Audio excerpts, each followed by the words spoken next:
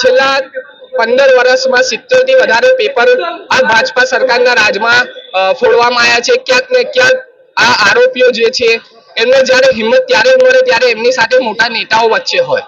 આજે તમે જોશો કે નીટની એક્ઝામ એ દેશની ઉચ્ચ એક્ઝામ માનવામાં આવે છે। આ નીટની એક્ઝામમાં વિદ્યાર્થીઓ વર્ષોથી મહેનત કરે પોતાનું ભવિષ્ય બનાવવા માટે અને એમની સાથે એમના મા બાપ પણ આ પરીક્ષા આપવા માટે છે ને વિદ્યાર્થીઓની જોડે હર હંમેશ ઊભા હોય છે। આજે વડોદરા શહેરમાં જ્યારે સેન્ટર હતું નીટની એક્ઝામનું ત્યારે અમે આવા દ્રશ્ય જોયા છે કે છોકરાઓ 3 કલાક એક્ઝામ આપે પરંતુ એમના મા બાપ પર બહાર બેસીને ઉપરવાળાને પ્રાર્થના કરતા હોય છે કે અમારો છોકરો નીટની એક્ઝામમાં સારો સ્કોર કરે।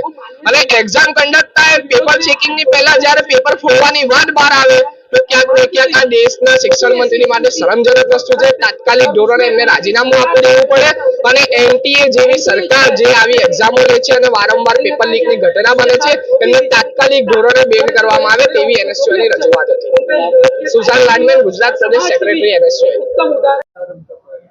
આજરોજ વડોદરા એનએસયુઆઈ દ્વારા વડોદરાના કલેક્ટરશ્રીને આવેદનપત્ર આપવામાં આવ્યું છે। જેવી રીતે આપ જાણો છો કે નીટની એક્ઝામ નેશનલ એન્ટ્રન્સ ટેસ્ટ જે લેવામાં આવ્યો હતો તે ક્યાંક ને ક્યાંક પેપર એનું લીક થયું છે અને એ એનટીએ એટલે નેશનલ ટેસ્ટ એજન્સી દ્વારા એ પેપર લેવામાં આવતું હોય છે અને અગાઉ પણ આ જ એજન્સી પર ગંભીર સવાલો ઊભા થયા છે અને સરકારના કેટલાક મોટા નેતાઓ આ એજન્સી સાથે સંકળાયેલા છે।